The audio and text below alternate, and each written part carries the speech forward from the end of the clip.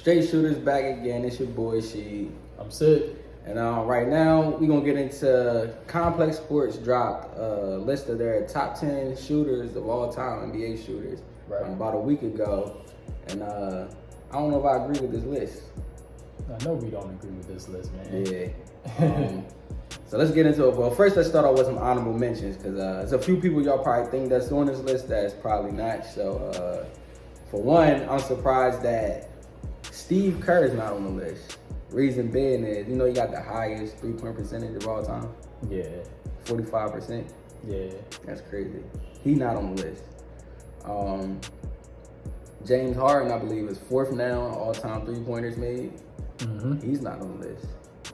Peja Stojakovic not on the list. Kyle Korver not on the list. Neither is JJ Redick. Yeah. Now their criteria, I believe, is a mixture of everything. It's not just three-point shooting. You got three-pointers, degree of difficulty, clutch, off the dribble. All those things factor into it to create their list. So yeah. Let's get into their list. You know, their top 10, and then we'll both give our top 10 who we think should be on the list. So starting off, they got number 10. They got Kyrie Irving. How you feel about that? Now let's get into it. Kyrie Irving, he got a 50-40-90 season. He is the three-point contest champion. And he hit, you know, one of the biggest shots, if not the biggest shot in NBA history. As far as, you know, we want to talk about the clutch. Finals. Yeah. Game 7, you know, NBA Finals, nothing but the bottom of net for Kyrie. Biggest shot in NBA history. Yeah, I'm not mad at Kyrie. He makes a lot of tough shots too. Yeah, that too. Like I said, like that criteria said, off the dribble, degree of difficulty, range, efficiency, all those things. Okay, next. Next, they got, number 9, they got Steve Nash. Now this is interesting. Steve Nash had 4 50-40-90 seasons. For those that don't know who that is, what that is, that's 50% from the field, 40% from 3, and 90% from the free throw line. And he almost had 5 straight, but he missed, I'm not sure on which area of the field. Category. I'm not sure which category, but he missed by 0.01% to have 5 straight 50-40-90 seasons. That's impressive. Yeah, that's legit. Yeah.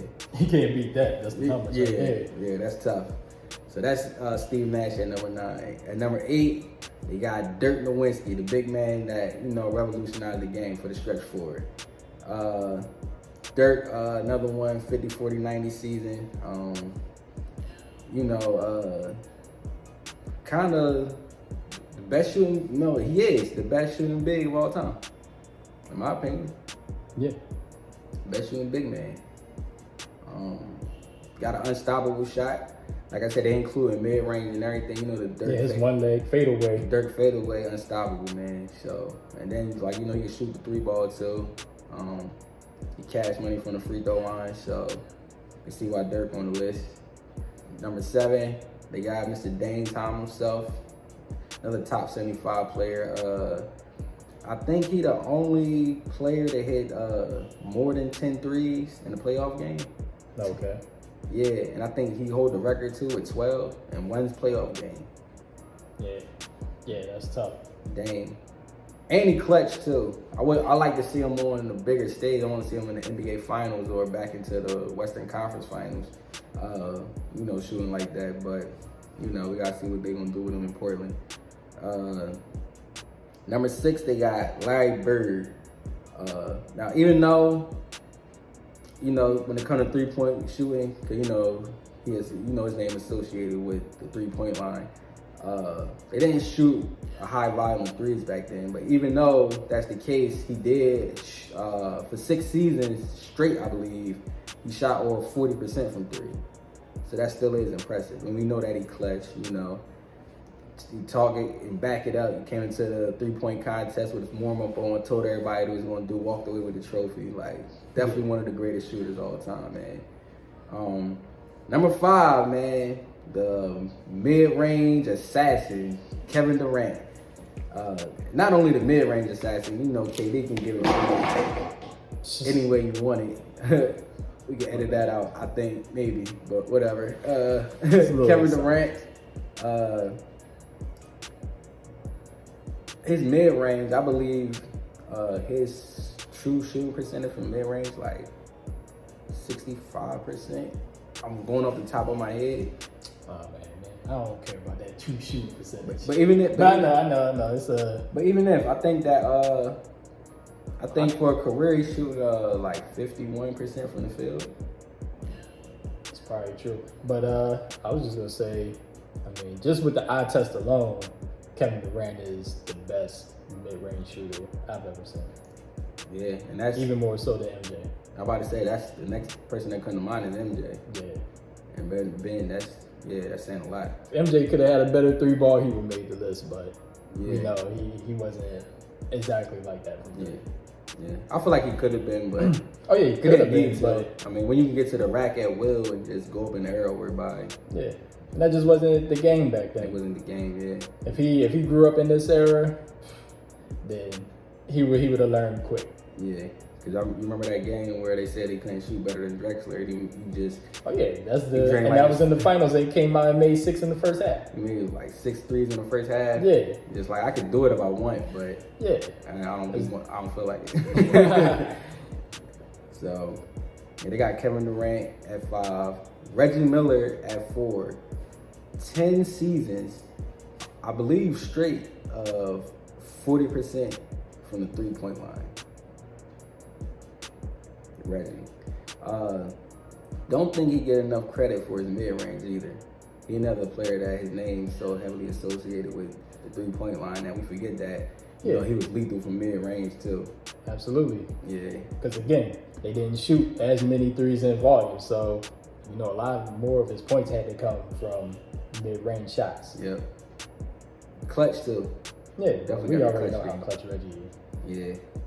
Number 3, Ray Allen. 40% for a career. 40% from 3 for a career.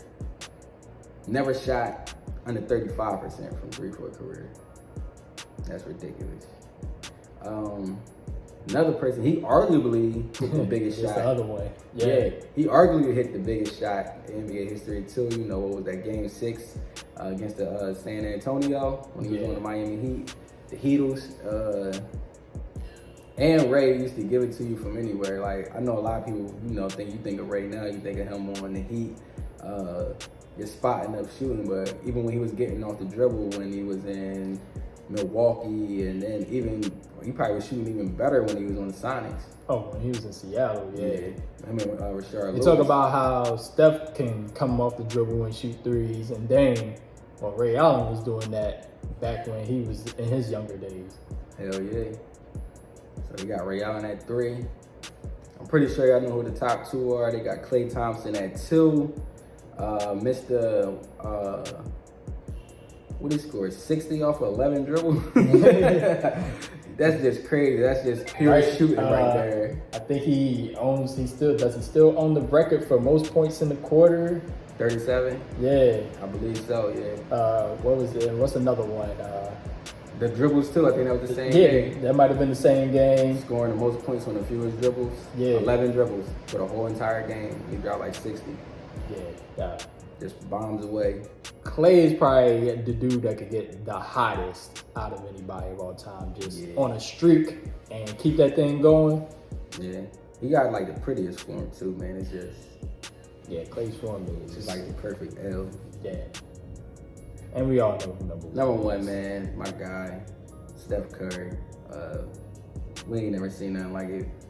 The man that changed the game, literally, like from on every level, not just the NBA, college, to where you just go out and watch your kids playing the part. Everybody throwing up threes, thinking they Steph Curry. That's the effect that the man had on the game with his shooting. Not only do he shoot them at a very high volume, he shoot them at a very high efficiency too. Yeah. He passed the record. He broke Ray Allen's record last year at Madison Square Garden. And by the time his career is over, he's probably gonna obliterate that record. Like, Yeah, you might put that thing far out of reach. Yeah. A lot of people thinking that he's gonna get about 4,000. I mean, that's pushing it, but I mean, getting even 3,500 three-pointers in a career is just ridiculous. Like, but that's what he's on pace to do. So that's complex sports list. So let's get into ours, man. Let's get it. Yeah. So, you want to start from 10 down to 1, or you want to start the other way? 10. All right. So, No. Wait. Since we know it already, let's go 1. Let's 1 go. first to 10. We know because we know who number 1 going to end up being. yeah. So So we know that number 1 is Steph. number 1 Steph for me still. Never seen nothing like it. Who you got for number 2? I swapped out Clay and Ray. I got Ray at number 2. I have Ray at number 2. Okay. Yeah, I just feel like you said, Clay can get the hottest out of anybody, but I feel like Ray can go get it on his own better than Clay. Yeah. Like, and he was the best shooter on his team. Like, I feel like Clay benefit from playing with the best shooter ever too. Like, Right. You know what I'm saying? You get so many open shots that you just gotta knock them down. Yeah, Shoot it's it. kind of a symbiotic relationship there. Yeah, definitely. Who you got at 3? I got Kevin Durant. Kevin Durant. Wow. Yeah. I ain't mad at it. I got Clay at number 3. Okay. I have Clay number 4. I got Durant. we just swapped them out. Okay. Yeah. I got So, KD. Now let's see how much you like your mans. I got Dirk at 5th. I got Dirk at 5th. I got Bird at 6th. I got Dame at 6. I feel like Dame. It's a tough one because, like Bird, clutch Dame, but I don't think he can shoot from deep like Dame. Like, I feel like being able to do it off the. I don't mean to cut you off. I feel I feel like being able to do it off the dribble and just do it in so many different ways. I feel like he the closest thing we've seen to Steph Curry. Possibly, yeah. But my thing is, I think Dame, so you know how Steph is just the overall. He hits all those aspects. Yeah. And then you say Ray is kind of like that from a different kind of way. But then you got Clay, who could get the hottest. And then you have KD, who has probably the best mid-range. Yeah. I think Dame, his thing out of all these shooters is the fact that the hit is so deep. Yeah. but the way he could pull up from just inside half court and just really shoot it effortlessly.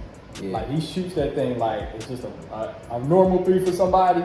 He's shooting it from like 35, 40 feet. Like, I actually seen an interview where he said he practiced like that. Yeah, he does. Like he just pulling from half court like yeah. that. So the strength he has to just shoot that like a normal shot and not some Hail Mary push shot. You know, Even off the step back and all that. and that too. I mean, ask Paul George. So I think that's what solidifies him even more so than, whatever percentage he may shoot from. The fact that he can hit those shots and under pressure. Yeah, clutch. Yeah. So you said you had Dame. I got Dame. I got Dame at 6. right? Yeah. And I had Bird at 6. I have Nash at 7. I got Reggie at 7. Okay, I ain't mad. Yeah. I got Dame at 8. I got Bird at 8. And I was kind of going back and forth with 8 and 9, Bird and the next person on my list, because I was thinking about like the whole criteria of being able to do it from deep, from mid, clutch, off the dribble, everything. So who you got at 9? At 9 I have Curry. That's who I got. And then I got Reggie at 10. I got So- Nash. I got Nash at 10. Okay, I'm not mad at that either, but I mean, I feel like everybody on this list more clutch than Nash. okay. If that's the criteria, then I cannot argue with that. Because I was going to say, I think Nash, I got Nash at 7th, right? And I feel like Nash, just the part for Nash as being up there on this list is that he put together more of those 50, 40, 90 seasons than anybody. So his efficiency is like Through the roof. through the roof. Like, Like I said, it was 4 in a row and could have been 5, but missed by point Yeah, zero. you're talking about half a decade of shooting 50, 40, 90%. That's highly impressive. Yeah. So, and it just shows, though, for him, it's more of he's a selective scorer, but it's like every time he decides to shoot, It's going in. it's damn near going in every more time. often than not. Yeah. For sure. Way more often than not. Yeah. So. Yeah, I just feel like everybody on the list, because I was thinking about putting him higher on the list, but he ain't hit as many big shots as Yeah, I the could. guys on this list. Once you said that, I was like, okay, Yeah. I see exactly where you're coming from. So yeah, I was thinking about putting Harden in over Kyrie, because Harden is 4th all time on the 3-point He made list. so many 3-pointers. And then, he can get it off the dribble, Same degree of difficulty under pressure and all that. He's not as clutch as Kyrie. I was gonna say that under pressure part though, that's where that kind of falls apart. And believe it or not, Kyrie's shooting percentage numbers better, almost across the board. Not much better, but better. Yeah. So that was surprising me. I thought maybe Harden had better shooting. Maybe he had some better shooting percentages in there. I really did. Nah, because Harden is so much of a volume shooter, volume scorer, that he's gonna have those games in there where, like I said, a lot of those playoff games, Yeah. where his shooting percentage just drops because Like he drastic. just don't. I don't know, for whatever reason, his touch gets off in these pressurized moments. Well, that's true, man. That's the Because biggest. remember, thing. he's part of that game where, excuse me, I know the game you're talking about. yeah, that game against the Warriors where they could have sealed the deal, but not only just him, but the whole Houston team couldn't hit anything from 3, and they shot what, like 25, 30 of them joints, and only hit maybe what, 2? I think it was a point in the game. And He the went point 0 in for 27. Yeah, they went like 27 straight 0 misses. for 27. And Correct. he was included in that. And Yeah. So Let's just be wrong, because that's crazy to go 0 for 27 and y'all through the regular season, y'all was the best 3-point shooting team in the league yeah, that year. Even better than the Warriors that year. exactly. So So, that kind of. My thing is like our honorable mentions, man. JJ and Kyle. they did too, man. Well, no, not just them two. I feel like, who you think shoot better out of those two? Out of those two, That's the tough yo, I one. really looked that up one day, and I'm like, damn, it's so much of a mirror image. Yeah. But yeah, and I think Kyle edges him because of percentages. But I think JJ, if you watch JJ when he was on the Sixers, Yo. JJ used to hit some of the toughest, craziest looking threes. Off of those weak screens. Off of those coming big around. screens, those little dribble handoffs that Off balance. they're coming off balance with the time running out and stuff like that. Late into the shot clock. Yeah. Just bailing us out. Those time two, after the time. bailout ones at the end of the shot clocks. Oh my god, they used to kill me with those plays, man. They used to make them. But he used to make them, so it was like, well, damn. And those are some of his best, scoring averages came in those years, which is crazy because he was older. Yeah. It's like he scored more as an older dude than as in his younger prime, so to speak. Yeah. We use them so much. The Sixers use them so much. Yeah, we need him. I wish we kind of had JJ now. That would be like out of all times to have him, now would be the time. Because he would be able to play the role that we probably all thought he was going to play. Just spotting up, shooting, getting more wide open shots. Yeah. But, I mean, he And then even if you think about it, even adding those, they were dumb then because we was relying on them so much, but just even having the ability to go to some of those plays like that now. Oh, yeah. Yeah. You got Harden and Embiid out there, and you could just get that action to happen. He would probably be much more open on those plays now. Yeah. And he shoots so well that he's going to shift the defense wherever he start running, so his man got to follow him. Yeah. So, yeah. Who you think hit bigger shots out of the two? Kyle and JJ. Yeah.